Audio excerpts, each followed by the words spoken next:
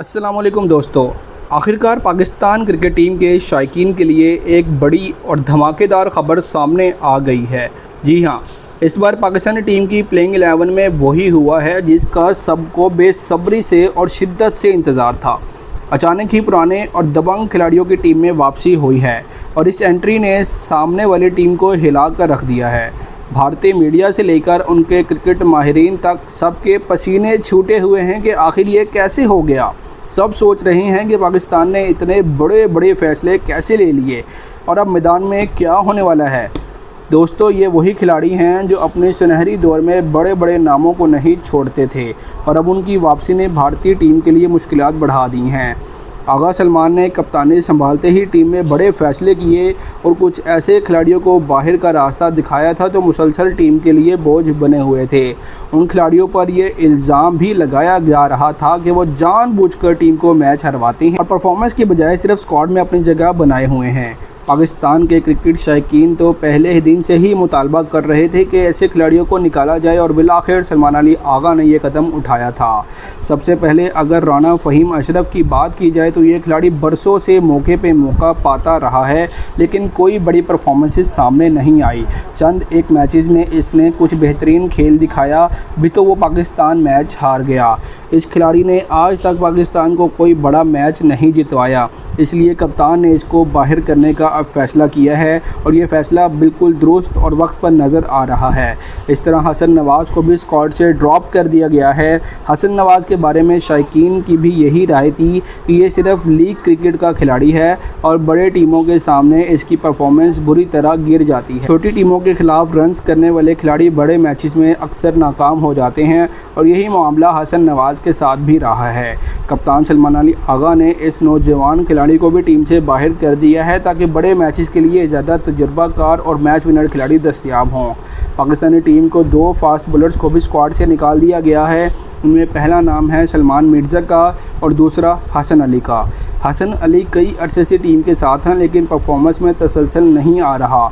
इन 2 bowlers को drop करने का मकसद ये है कि उनकी जगह पर टीम में ऐसे खिलाड़ी शामिल किए जाएं जो बैटिंग और बॉलिंग दोनों में अपना किरदार अदा कर सकें।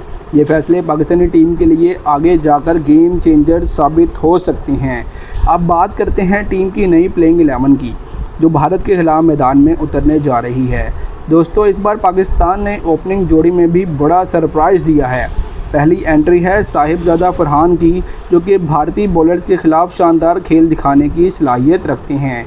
ये वही खिलाड़ी हैं जिसने बुमराह जैसे बॉलर्स के खिलाफ भी एतमाद से शॉट्स खेली और अब उन्हें मुनासिब पार्टनरशिप मिल जाए तो ये धमाका खेज आगाज़ भी दे सकते हैं। उनके साथ ओपनिंग में होंगे नाजरीन फ़खर जमान, जो अपनी तबाहकुन बैटिंग के लिए मशहूर हैं।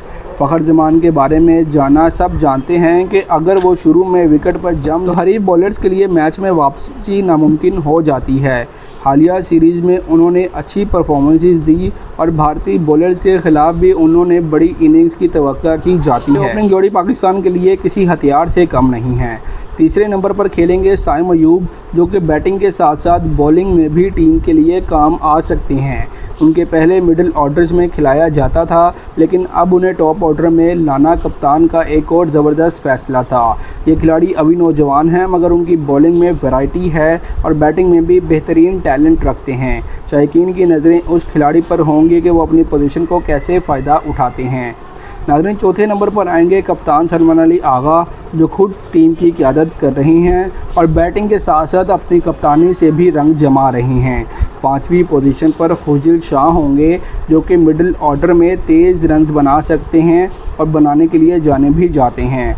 ये दोनों खिलाड़ियों के आने से पाकिस्तान का मिडिल ऑर्डर काफ़ी मजबूत दिखाई दे रहा है। नाज़रीन, छठे नंबर पर मोहम्मद नवाज़ को शामिल किया गया है, जो एक शानदार ऑलराउंडर हैं। उनके आने से टीम में स्पिन बॉलिंग का पहलू भी मजबूत हो गया है और बैटिंग लाइनअप में भी गहराई पैदा हो जाती है। 7वें नंबर पर बड़ा सरप्राइज़ मोहम्मद वसीम जूनियर का है, जिन्हें अब तक ज़्यादा मौका नहीं मिला, लेकिन ये खिलाड़ी बैटिंग और बॉलिंग दोनों में टीम को सरफराज कर सकते हैं। शौकीन भी उनकी परफॉर्मेंसेस देखने के लिए पुरजोश हैं।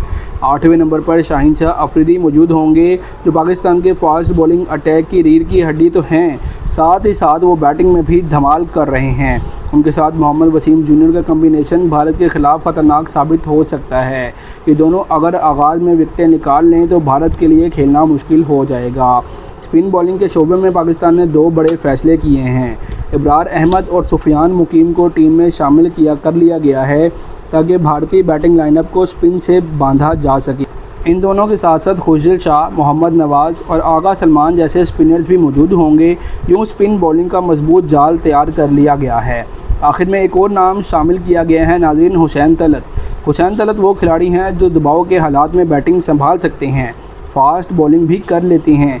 ये ऑलराउंडर टीम के लिए गेम चेंजर साबित हो सकते हैं। पहले तो शौकीन उनके स्क्वाड में होने पर मुतमिन नहीं थे, लेकिन इस वक्त की सूरत हाल को देखकर उनका होना ज़रूरी समझा जा रहा है। दोस्तों, ये है पाकिस्तान की नई प्लेइंग 11 जो भारत के ख़िलाफ़ मैदान में उतरने जा रही है। ये टीम स्पिन और फास्ट बॉलिंग दोनों में मजबूत है और बैटिंग में भी काफ़ी ज़्यादा लंबी है। अगर ये खिलाड़ी अपनी सलाहियतों के मुताबिक खेल गए तो भारतीय टीम के लिए ये मैच एक डरावना ख्वाब बन सकता है। जहां तक मैच के शेड्यूल की बात है तो पाकिस्तान और भारत का ये मैच 21 सितंबर को शाम 7:30 पर खेला जाएगा। दोस्तों, दूसरे राउंड के तमाम मैचेस भी अभी इसी वक्त शुरू हो रहे हैं। ये मैच पाकिस्तानी शौकीन के लिए एक बड़ा सरप्राइज़ और उम्मीद की किरण लेकर आया है। अब देखना है कि मैदान में भारत जीतता है या पाकिस्तान।